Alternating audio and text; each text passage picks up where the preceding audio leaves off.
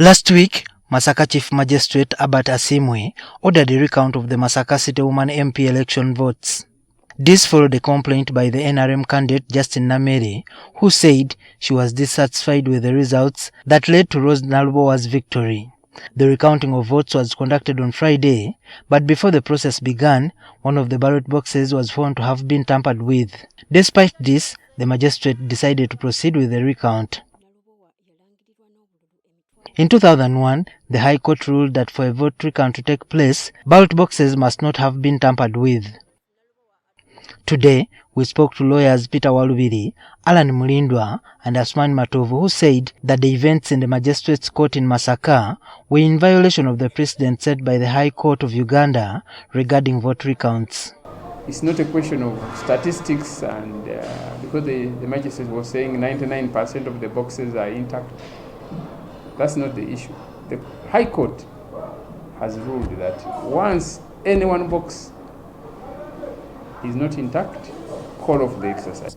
Once found open or not sealed, there cannot be a recount, and courts have always declined to do a recount. So this was a departure from the principle of the law and the law itself, and the courts have determined and said that for that process to take place is an abuse of court process. Numbers, we are looking at arithmetics. There is a possibility that if this one box is tampered with, there is also a likelihood that these ones which appear to be sealed, there is a likelihood of also being tampered with. In such circumstance, it wouldn't be wise for a recount to proceed. We have seen this incident before. They questioned what could have prompted Asimwe to make such a decision, especially considering that in the same region, he had previously suspended a recount in Kalungu East parliamentary race after discovering tampered ballot boxes. So aware of the fact that during the recount, another box was found to be either sealed, tampered with, or open, or something to that effect. And also one of the boxes had one candidate's votes only. So these are some of the things that, the kind of worms that court exposed itself to, and it was not necessary in any way because it causes suspicion. Otherwise there will be chaos in the interpretation of the law.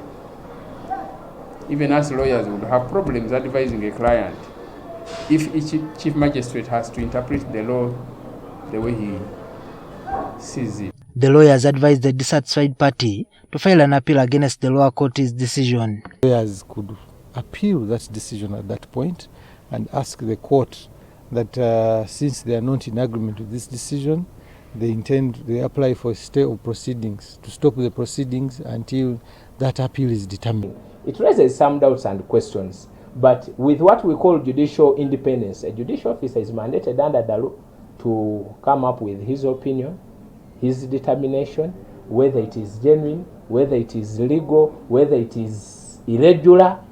We are bound to follow by the court's direction. Any dissatisfied party is mandated to appeal in a higher court. I am certain that the parties there, if they will be dissatisfied with the decisions of the court, they have redress in the High Court to address any issues that might arise. However, the lawyers said that the decision by the lower court did not set a precedent, and therefore Asimwe's ruling should not be a cause for concern among Ugandans. The Magistrates Court does not set precedent. Okay, it's not a court of record. It's the High Court, the Court of Appeal, and the Supreme Court. So those are the courts that we expected to give us precedent that will be followed. So if there is an error, if there was any mistake, or there was any misinterpretation of the law, and a party is dissatisfied, there is a recourse to the High Court.